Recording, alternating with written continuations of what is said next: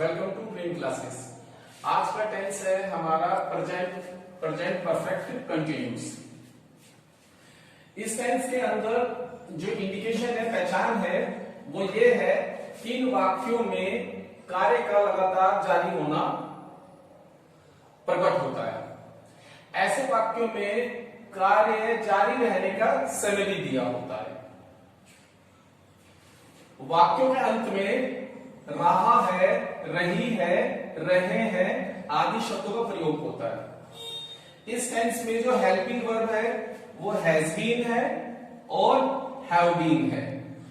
आई और यू के साथ हैव बीन का प्रयोग होगा और वर्ब की फर्स्ट फॉर्म में आईएनजी लगे। इस टेंस में हैज बीन और हैव बीन का प्रयोग जो होता है, हैज बीन का जो प्रयोग होगा वो सिंगुलर सेंस में होगा और हैव बीन का प्रयोग जो होगा वो प्लूरल सेंस में होगा। लेकिन इस टेंस के अंदर यूज ऑफ सिंस फॉर का भी होता है। सिंस फॉर का जो यहां पर अर्थ है वो है से के लिए प्रयोग होता है। जैसे कुछ कंडीशन है सिंस की निश्चित समय के लिए, जिसे पॉइंट ऑफ टाइम भी कहते हैं। जैसे सिंस मॉर्निंग, ये निश्चित समय है, पॉइंट ऑफ टाइम है सिंस 2 o'clock, सिंस 2010। और इसी प्रकार से फॉर का प्रयोग होता है अनिश्चित समय के लिए। For a long time, for 3 hours, for 10 minutes, for 3 years। In examples में जो फॉर का प्रयोग किया गया है वो अनिश्चित समय के लिए किया गया है, यानी कि पीरियड ऑफ टाइम के लिए किया गया है। एफर्मेटिव सेंटेंस में आइए, सबसे पहले सब्जेक्ट आएगा, हैज हैव का प्रयोग होगा, बीन लगेगा, वर्ब की first form plus ING, object since for का प्रयोग होगा। इसका एग्जांपल है मैं 2 घंटे से खेल रहा हूं। इस सेंटेंस को पढ़ने के बाद साफ पता चलता है कि वो कितने समय से खेल रहा है, 2 घंटे से, यानी कि टाइम का पता चल रहा है और से का प्रयोग हो रहा है। इसको सेंटेंस को अगर हम देखें तो सबसे पहले हमने सब्जेक्ट लिया है आई, फिर हेल्पिंग वर्ब लिए हैव बीन, वर्ब प्ले में आईएनजी लगाया है, फॉर 2 hours, फिर हमने टाइम लिया है। वह इस स्कूल में 3 वर्ष से पढ़ रही है।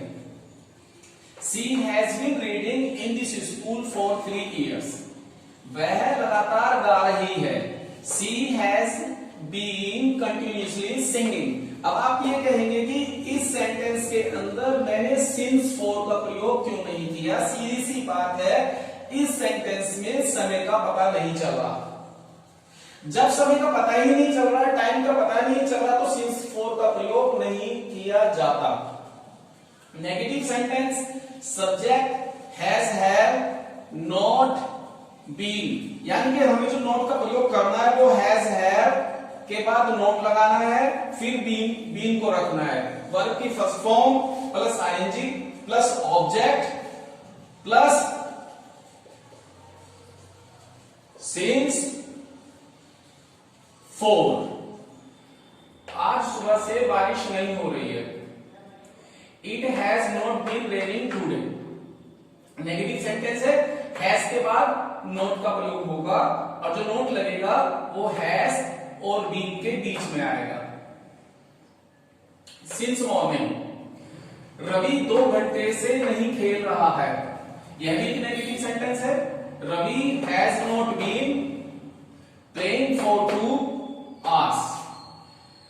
सेकंड जो इसमें है इंटरोगेटिव सेंटेंस आते हैं, उसमें मैं आपको फर्स्ट टाइप बताने जा रहा हूं। फर्स्ट टाइप में क्या करेंगे, हैज हैव बाहर आएगा, हैज हैव बाहर आएगा, सब्जेक्ट अगर नेगेटिव सेंटेंस है तो सब्जेक्ट के बाद नॉट का प्रयोग होगा, बीन लगेगी, वर्ब की first form plus ING, object since और फॉर का प्रयोग होगा।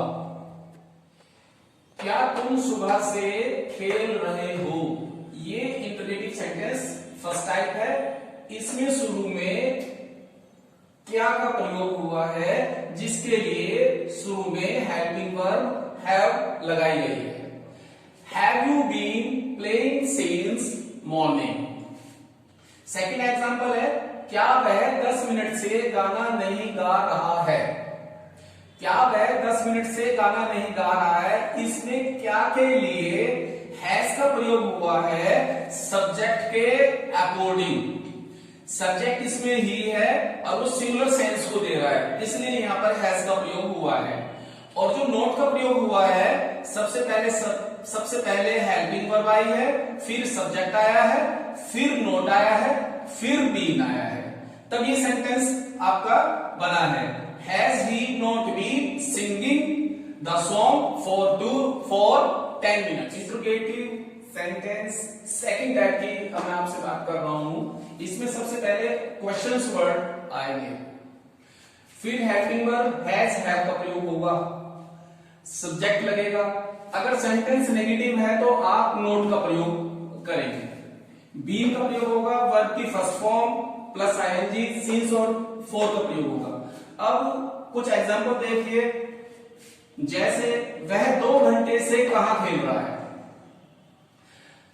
इस सेंटेंस में जो कहां है वो आपका क्वेश्चन वर्ड है। सबसे पहले मैंने यहां पर क्वेश्चन वर्ड लिया है वेयर, फिर हेल्पिंग वर्ब हैज लगाया है, फिर सब्जेक्ट ही लगाया है, वाक्य नेगेटिव है, not been playing for 2 hours. Second examples है, वे 4 बजे से क्यों नहीं खेल रहे हैं। Why have they not been playing since 4 o'clock? वह 2 बजे से क्या कर रहा है। What has he been doing since 2 o'clock? तुम्हें 1 घंटे से कौन पढ़ा रहा है। Who has been teaching you for 1 hour? In example के साथ ही ये टेंस पूरा हो जाता है और मुझे उम्मीद है कि आपको ये टेंस अच्छी तरह से समझ में आ गया होगा। अगर आपको ये वीडियो अच्छी लगती है, लाइक कीजिए और शेयर कीजिए। Thank you very much.